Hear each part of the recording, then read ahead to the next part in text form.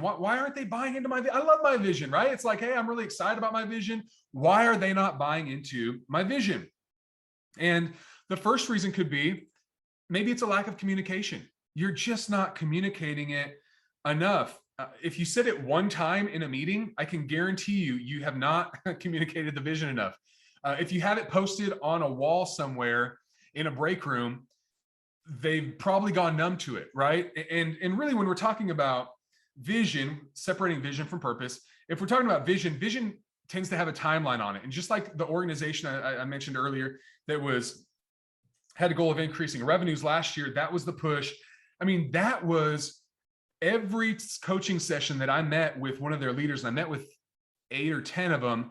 Every coaching session, that was one of the first questions that we talked about. How are you executing in your role and your function to increase revenues? What actions have you taken? So it was just a part of the conversation every time we met, even in the dog days of summer, right? That's when vision gets lost. It's not that people all the time just reject vision. Many times it just gets forgotten. It gets swept away and forgotten and then remembered at the end of the year when we do end of year reviews. But it can be a lack of communication. So when you are sick of talking about the vision, when you're sick of saying, hey, if you haven't gotten the book, it's probably because you don't have I don't have your email address in the system, and I need you to sign up at booklaunch.drewtjackson.com, right? And I say that over and over and over again. Why do I say that? Because if people aren't doing it, it's probably because I haven't communicated enough. So I have to continue to say it over and over again. So lack of communication could be one reason why they aren't buying into the vision. Number 2, it could be failure to connect the vision to the day-to-day. Failure to connect the vision to the day-to-day. Meaning, hey, what are the practical applications for this? And I'll tell you, I have folks that come to me, leaders of organizations, owners of organizations, and they say, hey, I want our team to focus on leadership development this year. Great. What else have you said to them? Nothing. I think they should be able to figure it out on their own, what leadership development looks like. And that's their responsibility. I shouldn't have to put it together for them. Okay, how's that working for you, right? If it's not working, then you got to close the gap. You got to figure it out.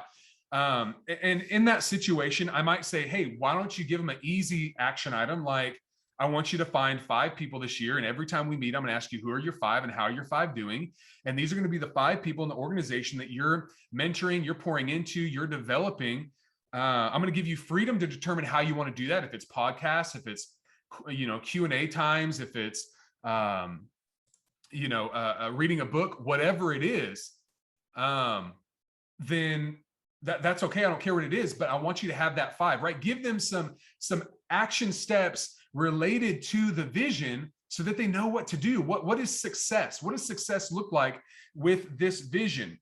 So failure to connect the vision to the day-to-day.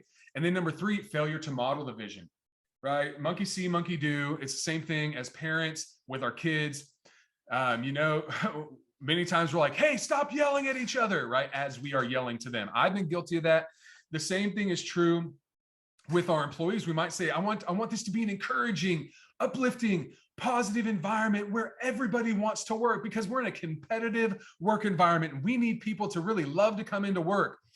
And then they finish that and they say, they just tell you everything bad that you're doing in your role. And it's like, okay, so you're not really modeling the behavior that you want me to model to the broader team.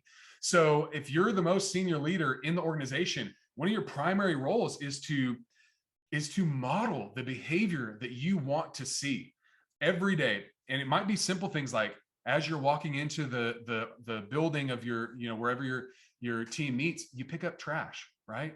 Because clean, neat, and straight is a value. You want a clean environment when people walk in, and so you just pick up the soda can, or you pick up the little pieces of trash that blow in off the road. That's modeling what you're talking about. It doesn't have to be huge things, but little things like that to model the behaviors that you want to see. Another could be like the story I mentioned earlier, wrong team, right? I had a person, they were on the wrong team. They shouldn't have been on my team as long as they were. And maybe that's why vision buy-in is not happening. And then one final reason could just be a human behavior component.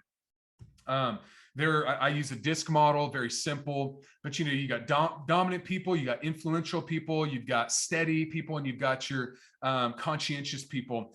And different types of people, especially the more S-style steady folks, which are about 70% of the population, there's a struggle with change there. There's a little bit of a, oh man, I don't like change. Change is uncomfortable for me. It's not my go-to.